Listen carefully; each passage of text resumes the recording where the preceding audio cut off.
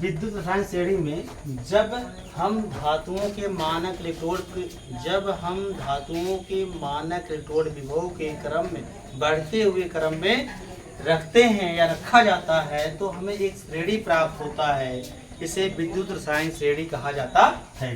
देखिए डिफिनेशन क्या है। जब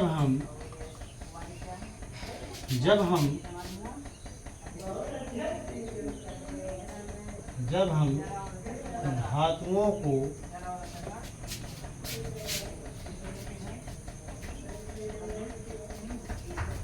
मानक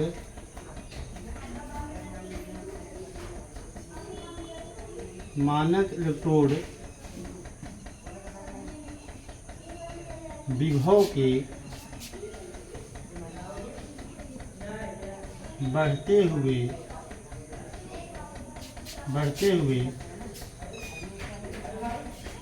क्रम में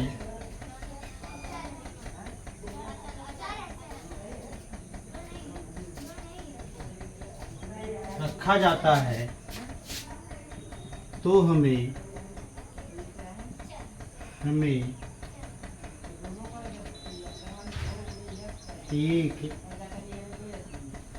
श्रेणी प्राप्त होता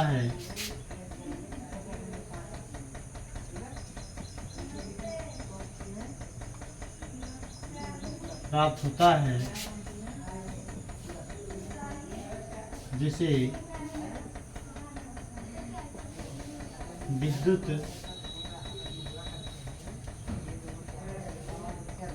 रासायनिक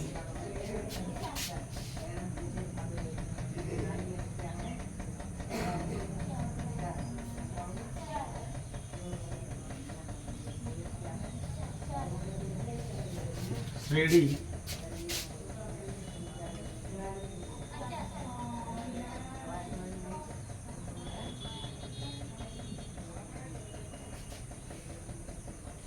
कहा जाता है। देखो बच्चों क्या डिफिनेशन है।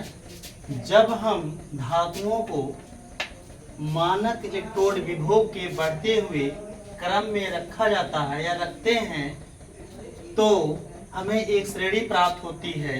हमें एक श्रेणी प्राप्त होता है या होती है जिसे विद्युत रसायन श्रेणी कहा जाता है। अब इसका देखिए, अब इसकी विशेषताएं क्या होती हैं। इसमें एक चीज जानिए कि हाइड्रोजन को मध्य में रखा जाता है। हाइड्रोजन कहाँ रखा जाता है? मध्य में रखा जाता है। इसे हम पॉइंट वाइज यहाँ तीर बना के हम लिख देते हैं कि हाइड्रोजन को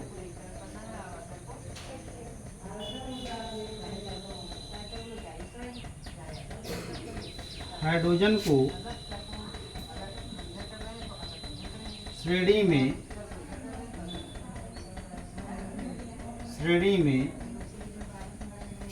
मध्य में श्रेणी के मध्य में रखा जाता है। श्रेणी के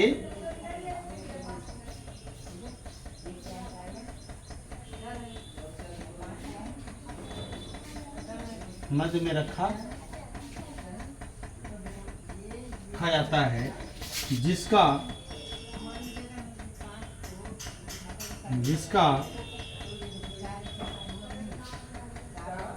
मानक इलेक्ट्रोड विभव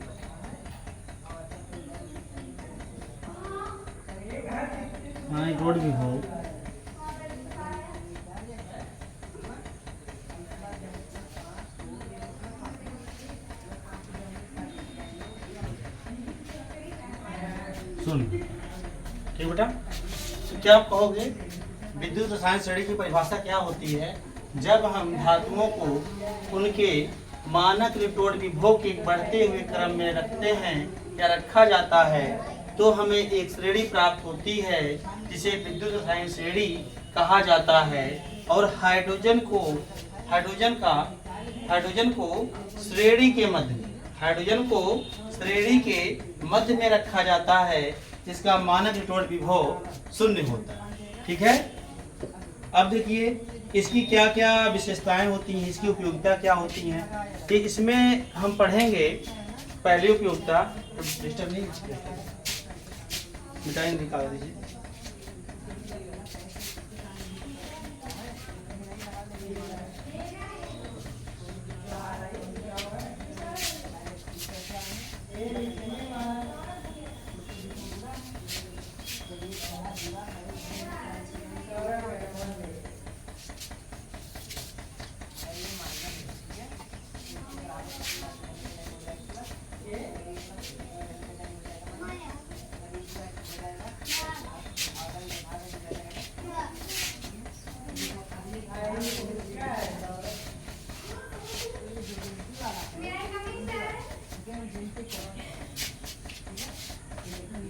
देखिए विद्युत धारा श्रेणी की उपयोगिता।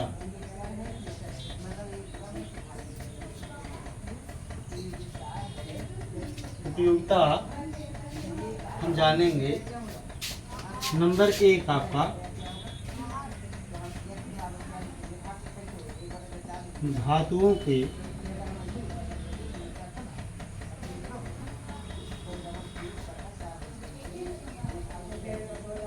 विस्थापन।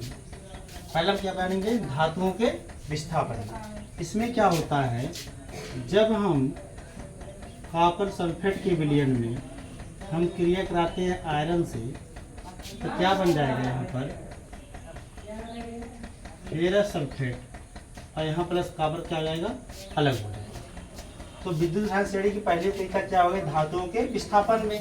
जैसे यहाँ कॉपर सल्फेट था, क्रिया कराया गया आयरन से, तो बन गया आपका फेरस सल्फेट। यहाँ जो है आपका कॉपर अलग हो गया। अब दूसरा क्या है, धातुओं की क्रियाशीलता।